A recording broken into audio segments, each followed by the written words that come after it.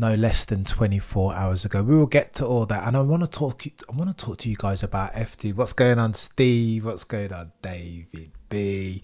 I hope you're all good. Buenas noches. Espero que todo bien.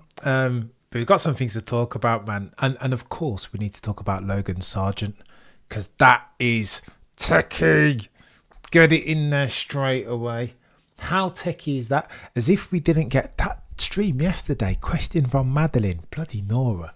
Would you still support Lewis Hamilton if he was what? How much more techie can you get than that? But I don't mind. Listen, this is what the channel is here for. I'm here to discuss it. Let's talk about one Logan Sargeant, yeah, because the community is doing one of these divergent opinions, and I think some of them are worthy of mention here, because what's happened today in FP2 at Australia, or yesterday depending on which part of the world you're from, is that Logan Sargeant has been forced to sacrifice his seat that, by the way, his sponsorship pays for the Australian race weekend. And that's harsh. It's harsh because Alex Albon was the one who crashed coming out of turn 6 into turn 7, took too much of the curb, again completely disrupted his Venturi tunnels and his balance, and Alex Albon, a Thai driver who's apparently going to be heir apparent for the number 2 seat in that Red Bull in short order, stacks it into the barrier to the extent where the chassis is screwed.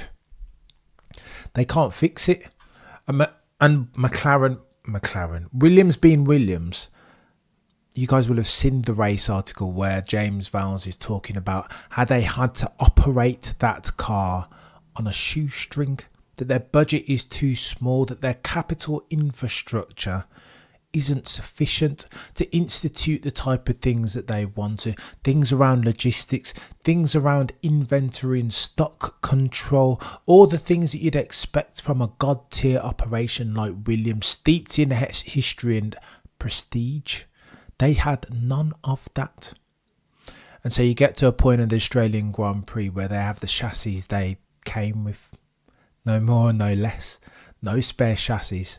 They just don't have the finances right. And James Vowles has said as much, that everything had to be dedicated towards the resource that they had, being those 2 cars, no spare chassis. Now the other teams, the likes of Mercedes and Ferrari, will rock up with at least 1 chassis to every single race weekend, but Williams simply can't afford to. They don't have the financial minerals. Alex Albon goes and stacks it. Really, really bad mistake, but not the first and not the last time that we'll see this weekend. A similar thing happened in F2 on a couple of different occasions. That bloody curb it protrudes, doesn't it? It comes up from the surface. It's there deliberately to destabilise the cars. And I don't hate that. We can talk about that another day. There needs to be a penalty as far as lap time if the drivers infringe upon track limits. There does. I'm not for the shot to death sausage curbs. That's too high a penalty to pay, of course. But this little protrusion, listen, if you touch that curb, says the curb, then you're going to go into the barrier. And that's what happened to Alex Albon. Williams went away and tried to fix it. Ultimately, the chassis is beyond repair. So what's going to happen now was the speculation in the paddock. What are they going to do? How do they fix for this? What's the play? James Vowles being a god tier F1 mind, mad strategy on display each and every single time. Matthew, you're far too kind, sir. God tier strategy every single time from James Vowles, and a fantastic racing mind. Far too kind, Matthew. I will get to that in short order. I just want to nail this Williams thing super quick. But what was James Vowles going to do? Because we know the margins. The big story this year in 2-4 is that the spread of the field is tighter, right? The gaps are thinner. Not with Max Verstappen, who's always 10 miles down the road. Not with him. But with the rest of them, the other 19, the gap between this year and last has done one of these, right? It's shrunk massively. And so the gap between, let's say, 6th and 12th, or let's say 10th and 7th from a constructor's perspective, is material in terms of the finances. But as far as the time on track, it's one of these. It's not much at all. So then James Vowles has a decision to make, didn't he? What was he going to do? Was he going to sack off Logan Sargeant and make Alex Albon take that seat? Drive the only Williams car that was sufficient mechanically for this race weekend. Is that what he was going to do? Well, James Vowles couldn't surely do that. James Vowles and Toto Wolff have always been talking that stuff about sporting etiquette. We're not on about winning itself. That's not the metric that we get. It's how we win. James Vowles has said on a number of occasions already, I don't care about the winning as much as how we win. There is a way to win, right? Sports etiquette, by the rules, gentlemanly in nature. That's all that James Vowles has said. So surely James Vowles, what he wasn't going to do with that as the context and backdrop, what James Vowles wasn't about to do was to put Alex Albon in Logan Sargeant's car, because that would be unfair. That surely would be unjust, because Alex Albon was the one who stacked it. If anybody should pay a penalty, it is indeed Alex Albon. James Vowles wouldn't do that to Logan Sargeant after the year that he's had. After leaving it so late to decide whether Logan Sargeant was going to get his contract extended or not. No, James Vowles couldn't do that to... He couldn't do that to Logan. Well, that's exactly what he did. Oh my gosh. Oh, the humanity. James Vowles made the decision, an executive decision, that the person racing in the one Williams car still fit to go this race weekend was going to be Alex Albon. Not the guy who kept his nose clean. Not the guy whose car it was. Not the guy whose car... mind boggles. That's Logan Sargeant's car. That's Logan's car. Behave yourself. Don't give that to Alex Albon, said millions and millions of F1 fans all around the world. But that's exactly what he's done, isn't it?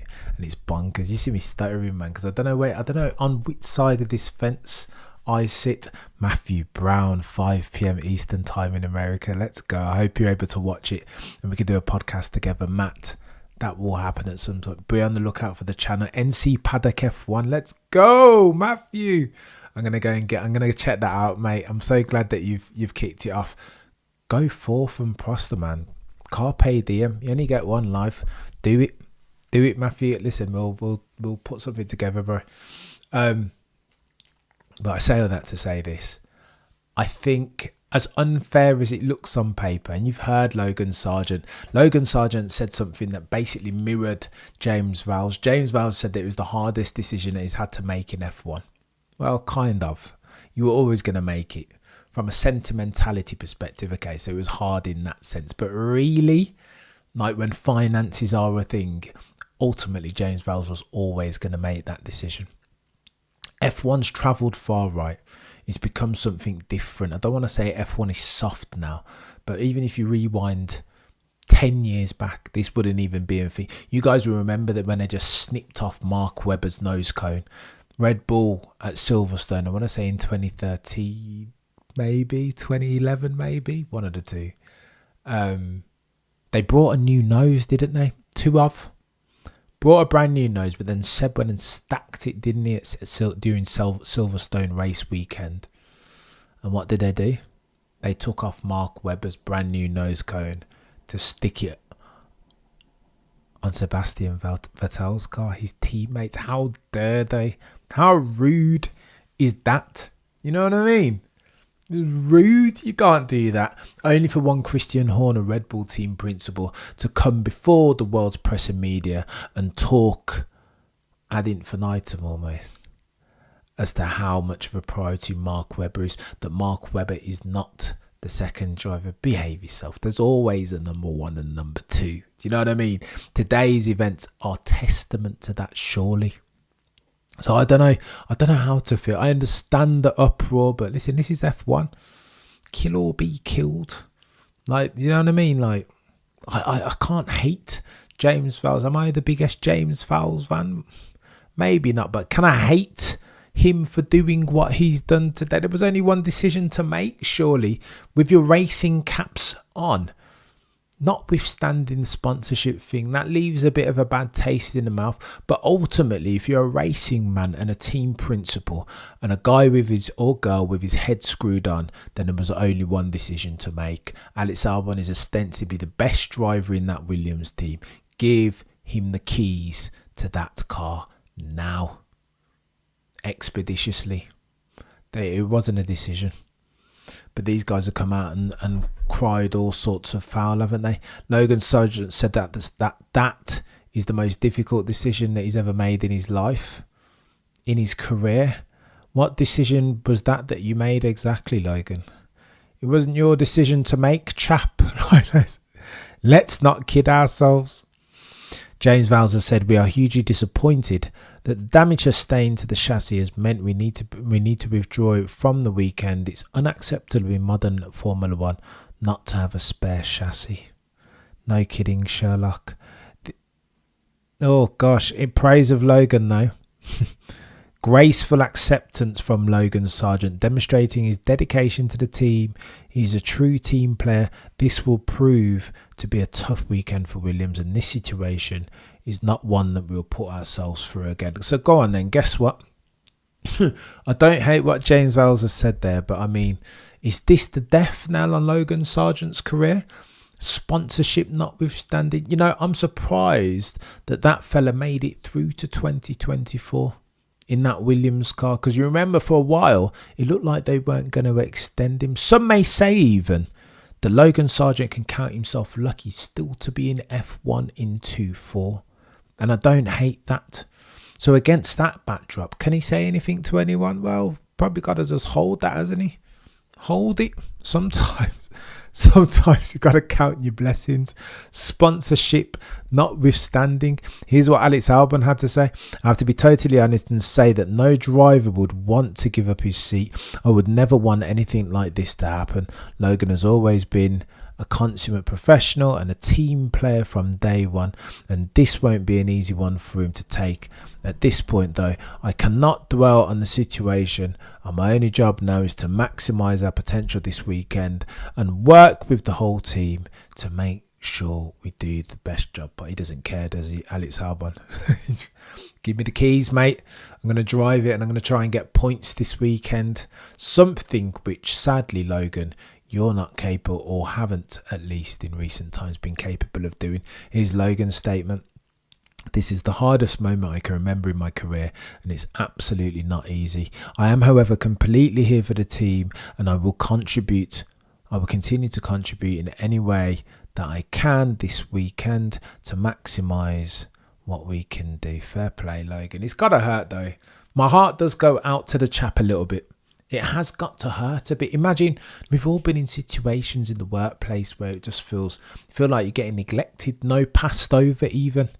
Just not part of the in crowd, and then your confidence takes a big hit, and then all of a sudden you look around and I don't know, it's not you who's getting the drive. It's the other bod who crashed his car. Favoritism and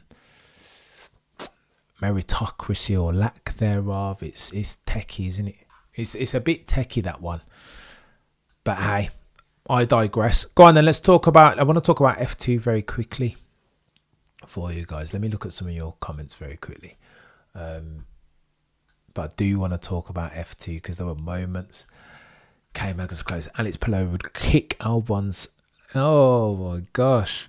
Would he really? You guys, I know Alex is decent, but Albon is also a very good driver. I wouldn't disrespect him like that. Mickey's much better than Logan though. Is he, Michael? Really? Is he really? I don't know about that, Michael, about level, mate. Yeah, you guys are getting it on. Rock, how do you just won one car on a Sunday? That's madness. They only bought one chassis, Rock.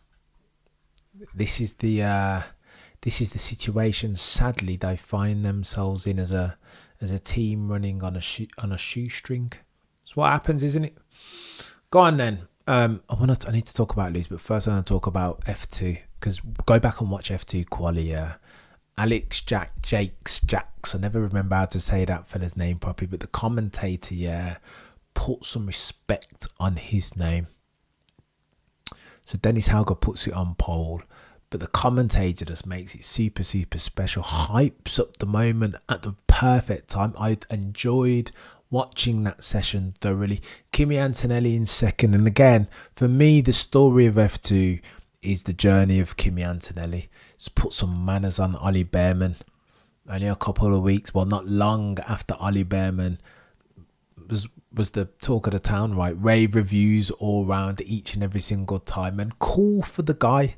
I'm happy for him, but listen, I think we need to. Kimi Antonelli's trying to tell you something here. In qualifying on the front row in second, I think he's going to be on the come up. I think if Ollie Behrman, here's hot take from Cameron, I think if Ollie Behrman wanted to put Kimi Antonelli under manners, he kind of needs to do it now, early on in the season, because Kimi Antonelli is not going to get anywhere. It's not even meant to be in F2 this year. This is meant to be his year in F3. So he's he's at that stage in his career where his learning curve's going to do one of these early on. Like, he's going to be growing massively. He's going to be learning new things about the car each and every single time. His neck strength is going to be improving. He's going to understand more about the strategy necessary, requisite even, to get himself a race victory in F2. So if there is a time to beat Kimi Antonelli, that time, Ollie Behrman, is now. And if you're losing to him already, if he's putting it on pole or front row at least, and you're the way down there in something teeth, that's not a good look, Ollie Behrman. And maybe he had another issue, like I spoke about a couple of races back, when Kimi Antonelli out-qualified him then, and it turned out that Ollie Behrman had an issue and was losing anywhere up to 10 kph on the straights. But you know what? I'm here for Kimi Antonelli now. I saw that lap and I was like, oh, he's coming. He's coming. He might not have made his first jump, Neo in the Matrix, but he's coming. It is coming with Kimi Antonelli. And that speaks to the Logan Sargeant thing, right? As many people are speculating that Kimi Antonelli will be in that Williams next year. 100%. I would see them that, and I would raise them this. I think Kimi Antonelli will be in the Mercedes next year. On the back of what's happened with Lewis and going to Ferrari, I think Toto's a man on a mission. I think he's desperate to put Kimi Antonelli in that car, you know. And why wouldn't you? Sometimes you got to roll the dice. F1 is, I don't know. F1 is that type of sport, right? Chances. Sometimes you got to roll the dice. Madeline says, well, Behrman finished ahead of Lewis and Kimi is better than Behrman. What does that... Madeline, I shall not engage in your F1 mathematics. You know good and goddamn well that it doesn't work like that. It doesn't work like that. To say, go on then, over the course of one race, you can't do that. Ollie bet you've got to normalise for the variables, right? Got to normalise for the difference in the car. You've got to normalise for the track. There's different stages they're at in their careers, respectively. You can't, I don't know. You can't. I don't think you can do that. The Ferrari's fast, Madeline. Exactly. There you go, Michael. I think you've and Madeline knows that. Visual. If Albon crashes Logan's chassis, they can just run the new chassis with Albon in Japan. Logan can sit it out. Oh my gosh, visual. That's so chaotic. Go on then. Let's talk about. I want to get behind. So FP2, Charles Leclerc looked decent. But I feel like Ferrari are doing the Mercedes thing and doing these light fuel vanity sessions, emptying out the car and going super, super quick as if the PR is going to help them in the race. What I would like to see and they did do long race simulations. They did do them, but it wasn't. They weren't as fast as McLaren doing those long race simulations. And as far as Charles being able to put it on pole, since again in FP2, he was 3/10 down the road from Messrs Verstappen and Sainz. As far as his ability to put it on pole, Charles Leclerc's in there. Like, I checked the odds makers and they've got him at 6-4, meaning under the current circumstances, if they run qualifying 100 times, they're saying that Charles Leclerc drops it on pole 40 out of those 100. And I'm here for that. But then what does it mean really? Like, in the grand scheme of things, you tell me what this means. This is the problem, right? Because even if Charles does drop it on pole, I will bet my house that Max Verstappen is just going to nail him. He just pushes his shoulders back. He just does the cheeky translation. What's wrong with me? Why I can't talk today? He just does the translation, doesn't he? Just thinks in this 4D way. It's almost like he knows that it's inevitable. Charles too, that Max Verstappen will nail him, whether it's an undercut, an overcut, whether if he takes his fancy, he's going to get him into turn one. Like, he's just got all these options as to how he's going to nail the rest of the field, not least of whom Charles Leclerc. Like, it's got that confidence, and I really want to get happy. As I debate with myself, I keep having this internal conflict thinking, am I going to wake up for qualifying at like 4 a.m. or whatever, Greenwich Mean Time? And for a while there, I was tempted. I saw Charles Leclerc three temps down the road, and I'm like, okay, so I might want to watch a qualifying session here that's close. But ultimately, what does it mean? That's the point here. That's the overarching point. What does it mean really for the race? Because I still suspect, again, if I'm a betting man, that Ferrari, whilst they might be quick over one lap, they can't have solved for these translation issues that they've been having overnight.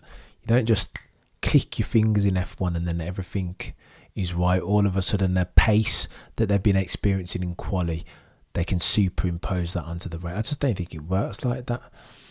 Hybrid Logan comments got me laughing. Hybrid, you're so mean. I can't, like, I know you, I hear you, but this is F1, isn't it? Like, lots of my friends have been like, oh my God, that's so out of order. But this is the older story in F1. I don't know. Sometimes we're a bit soft in 2024, right? I don't want to go full rogue Red Bull Andrew Tate settings, but sometimes you gotta, it's F1. This isn't Tiddlywinks. This isn't, you don't get any prizes for participation. Not in 24 in F1, you know. Charlie's good, but he's a beta, mate. Oh my gosh, beta. Oh, don't say. I think you make the point though, Hybrid. I think sadly for Charles, Max has just got him under man. Imagine you've been beating somebody all your life, and you got to race them again this weekend. What else are you going to expect? Like, deep ingrained within you will be the expectation to beat them yet again. Max has been beating Charles throughout the formula in which they've both raced. And, I mean, rinse and repeat, right? Like, that's what's happening still. So, I don't know. Go on then, let's talk about Lewis Hamilton's woes, as we must, each and every single time. Because it was only 24 hours ago that Lewis was talking all this stuff about optimism, and I know the car has it in it. The potential's there. We just need to extract it. It's not the evil sister of the car that we raced last year. So PR Lewis was back, and he was rallying the troops, right? It was all in the name of motivation. And I was here for it, kind of. Even though it sounded and smelt a little bit disingenuous. 24 hours on from then, look what we're getting. Lewis is like, mate, I've never had less confidence in a car. That speaks volume. And it looks like a dog. Look, go and check this out. Search on Google whilst we're talking. There's a shot, an onboard shot from Lando's car last race at Saudi, at the Jeddah Corniche track. So the shot's looking backwards over Lando's rear wing. He's looking backwards at Lewis Hamilton. And you guys remember, you heard that they were losing several tenths through the first sector alone. When you see how much, there's one turn, Lewis loses up to 7 tenths. What are we doing? To lose 7 tenths, nearly a second's worth of lap time over the course of one lap is bonkers in F1. That's a chasm. It's distance. But to lose it in a couple of turns, or one turn even, is bonkers. Ergo, there is something seriously wrong with that car. It's terminal. A Mercedes, the guys and gals from Brackley and Brixworth, they don't understand it. They can't wrap their head around it. Do you know what I mean? There's no line of travel here. This is an incremental development at this point. They're just throwing darts at a dartboard because they don't know. If they did know, that we'd see some progress at this stage, and it all makes sense against this backdrop. They're 48 months behind the rest. 24 months they didn't design, another 24 months for the design philosophies that the rest have been pursuing. They are 48 months behind. This is the car that they should have brought to 2022. This is the 2022 car. It's 2024. So that these guys are still experiencing instability at the rear. It's the car's unstable through high speed, medium to high speed turns. Doesn't surprise me, if I'm honest. Doesn't surprise me. Hence why I called Lewis Hamilton's statements yesterday just a tad disingenuous. I respect him trying to be the leader. Those are the exam answer statements that Lewis Hamilton is spewing. But you know, ultimately, the proof is in the pudding. And today in FP2, again, these guys have a car that they just can't control. Lewis in particular is struggling. LH is dying to get out of Mac. And you can't hate it. Hybrid, wouldn't you be dying as well? Why would you want to drive that dog of a car where Max is just... Do you know what I mean? Sunday morning drive in that RB20 each and every single bloody time. I don't know. It's chaotic. It's very chaotic. Madeline says Lewis is focused on the politics. Ben Sulayem, Susie, etc. While Max is 100% focused on racing. That's the difference. Oh, Susie with the flipping... Oh, Susie again with the big questions. Okay, so the question that Madeline's asking about Lewis. Is Lewis unfocused into flipping hell, Madeline? Again, you've got me. Is Lewis unfocused? All right, look. Here's the exam answer on Lewis Hamilton. I've always thought that Lewis... I don't even want to answer this. It's so tricky. You got to be careful what you say, right? Lewis Hamilton evangelists are watching. And if you take the Lord's name in vain, they will come for you. Oh, God. Look, all right, here's my take on Lewis Hamilton. All right, so some will say that Lewis cuts a forlorn figure in 2-4, that he's on gardening leave mentally, in effect, that he's just counting his days, right, that he's ready and willing and able to clock out. If he'd had the choice to be in Scuderia Ferrari this year, that he would have made it, and potentially there's a drip feed accordingly down to his performance. And how could there not be, right? Listen, if you signed a contract to go elsewhere, then how can you be 100% in the here and now? I'm putting forth all these questions, and they're rhetorical. I've criticised Lewis before. I'll be honest with you. Like, I have criticised Lewis. Thank you so much, Matthew. You're a legend. Max's stats versus Charles over the last 3 years say everything. Yes, the car's phenomenal, but Max... Still, Max makes the difference. Max is that guy, and I don't disagree with you, Matthew. Like, you're preaching to the choir here. Max is a different level, but I can't give Max any more praise than I've already given him. All right, let's address this Madeline point about Lewis Hamilton being unfocused.